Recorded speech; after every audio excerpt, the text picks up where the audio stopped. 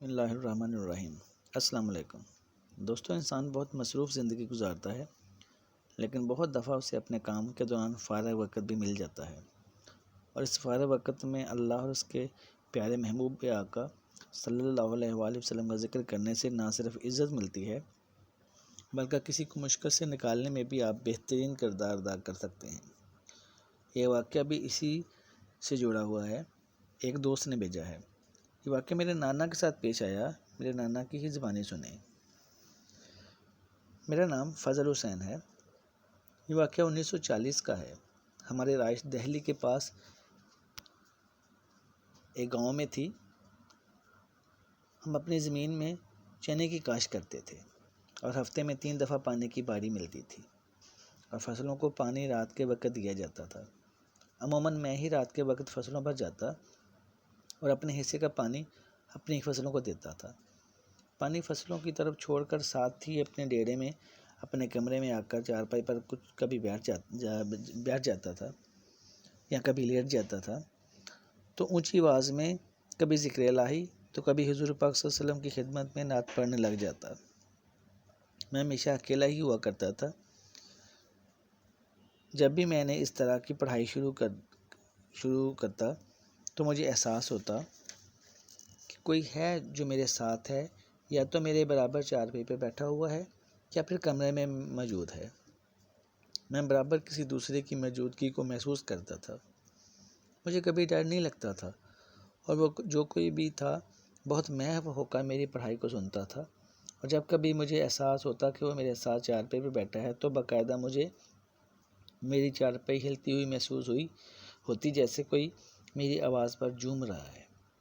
یہ معمول تھا۔ میں نے اس کا ذکر کسی سے نہ کیا کہ اگر میں نے گھر والوں سے اس کا ذکر کیا تو وہ یقیناً ڈر جائیں گے اور یا تو میرے ساتھ کسی کو بھیجا کریں گے یا شاید مجھے روک کر کسی اور کو ہی بھیج دیا کریں۔ اب تو میرا یہ حال تھا کہ مجھے بجائے ڈر لگنے کے اپنے اس ذکر الہی یا نعت خوانی کرنے پر فخر بھی ہوتا تھا، اور جس دن پانی کی باری نہ ہوتی تو وہ رات میں بہت بے چینی سے گزارتا۔ دن اسی طرح گزر رہے تھے۔ پھر میرا جانا بند ہو گیا۔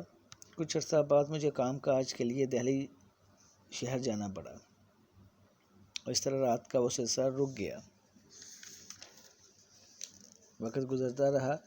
میں یہ بتاتا چلوں کہ میں گاؤں کی جس فیملی کے ساتھ تعلق رکھتا تھا وہ گاؤں معتبر فیملی تھا، اور ان کو سرپنچ کہا جاتا تھا۔ یعنی کسی مشکل میں یا کسی بھی فیصلے کے لیے گاؤں والے ہمارے پاس آتے تھے۔ میں جو کہ اپنی فیملی میں سب سے بڑا تھا، لہٰذا فیملی کے سربراہ کے طور پر بھی اور گاؤں میں ریسپیکٹ کے طور پر بھی سرپنچ کا خطاب مجھے ہی ملا تھا۔ ان دنوں مجھے پتہ چلا کہ ہمارے گاؤں کے ایک آدمی پر جن کا سایہ ہو گیا ہے، اور جنہیں بری طرح اس آدمی پر قبضہ کر لیا ہے۔ جب یہ بات میرے تک پہنچی تو میں نے فوراً ہی فیصلہ کیا کہ اس گھر میں جاؤں اور خود اس آدمی سے ملوں اور اس جن کے قبضے سے اسے آزادی دلاؤں۔ لہٰذا میں اس آدمی کے پاس اس کے گھر گیا تو اس آدمی کی نظر جیسے ہی مجھ پر پڑی تو اس کے منہ سے نکلا، آؤ آؤ فضل حسین سرپنچ، کیا حال ہیں؟ میں بہت حیران ہوا کہ یہ آدمی کس طرح میرا نام لے رہا ہے، کیونکہ گاؤں والے تو صرف مجھے سرپنچ کہہ کر بلاتے تھے، نام کبھی نہیں لیتے تھے، مگر اس نے تو نام کے ساتھ پکارا تھا۔ میں اس آدمی کے پاس جا بیٹھا اور بولا،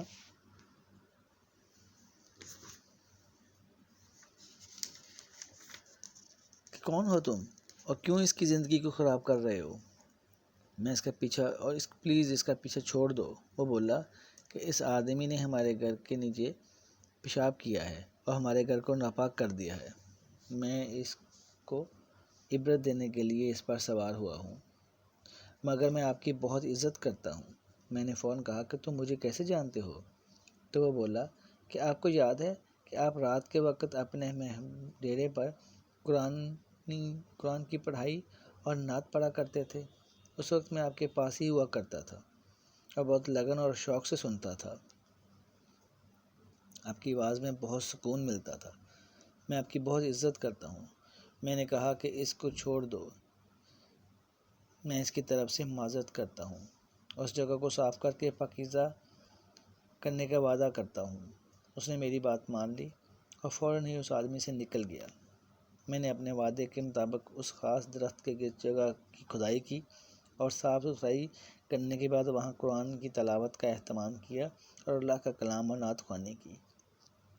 اس کے بعد میں نے جب بھی زمینوں پر جاتا ہمیشہ اس بات کا خاص خیال کرتا کہ وہاں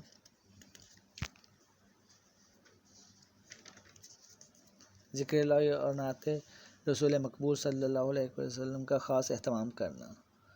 دوستو، آپ کو یہ واقعہ یقیناً پسند آیا ہوگا۔ میرے چینل کو سبسکرائب، لائک اور شیئر ضرور کریں اور کمنٹ میں اپنی رائے کا اظہار بھی کریں تاکہ اس طرح کے اچھے اور سچے واقعات آپ کی خدمت میں پیش کرتے رہیں۔ شکریہ۔